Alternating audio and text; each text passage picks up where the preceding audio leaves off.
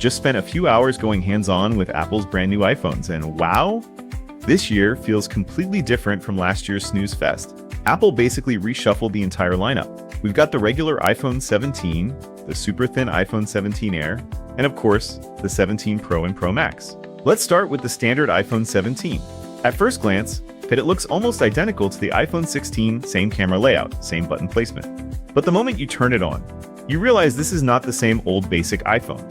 For starters, the screen has grown to 6.3 inches, with bezels so thin you can notice the difference instantly. It also gets the ceramic shield 2 glass, which Apple says is 3 times more scratch resistant.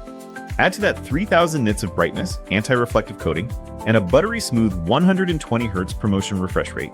And honestly, it feels like a pro phone in disguise. The camera's got a big bump too. The ultra-wide lens jumps from 12 to 48 megapixels, making macro shots much sharper. Plus, you can now record using both the front and back cameras at the same time. The real surprise is the new square front camera sensor, which lets you shoot selfies in vertical or horizontal without flipping the phone. And yes, it even supports center stage so the camera follows you during video calls. Battery life is also better. Apple claims up to 8 extra hours of video playback. And it charges faster. Inside is the new A19 chip with a 20% performance boost. Storage doubles to 256 GB by default, and yet the price stays the same, $799. That makes the iPhone 17 probably the best value iPhone Apple has ever made. Now the new kid on the block, the iPhone 17 Air. At just 5.6 millimeters thin, it's slimmer than a pencil, and when you pick it up, it feels premium thanks to titanium edges and a ceramic glass back. But here's the catch. To get that slimness, Apple made some compromises. The battery is smaller, charging is slower, and you only get a single 48 megapixel rear camera, no ultra-wide lens. It also has just one speaker. Apple says efficiency improvements help the battery last as long as the 16 Pro, but let's be real, I'll need to test that. Still, this is the kind of phone people will buy just because it looks stunning.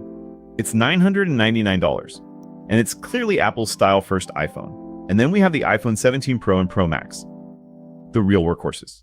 These are thicker this year, but that extra size packs in much larger batteries, up to 33 hours on the Pro and 39 hours on the Pro Max.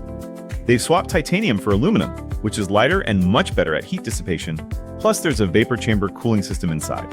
The end result, these are the coolest running iPhones Apple has ever made, literally. Performance-wise, the new A19 Pro chip is a beast. Gaming demos were ridiculously smooth, the kind of stuff I'd normally expect on a console. The camera setup also changes. The telephoto zoom is now 4x optical, but with a 48 megapixel sensor, which should mean sharper images across the zoom range compared to last year's 12 megapixel telephoto. The Pro starts at $1,099 and the Pro Max at $1,199. Expensive, yes, but finally, they feel like true Pro tools with longer battery life and cooler performance. So here's my quick take. The iPhone 17 is the surprise star, essentially a Pro phone at a base price. The iPhone 17 Air is gorgeous, but sacrifices practicality for looks. And the Pro models are serious machines for power users. Honestly, Apple actually gave us a reason to be excited about iPhone.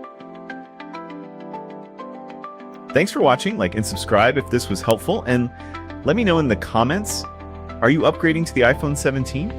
See you next time.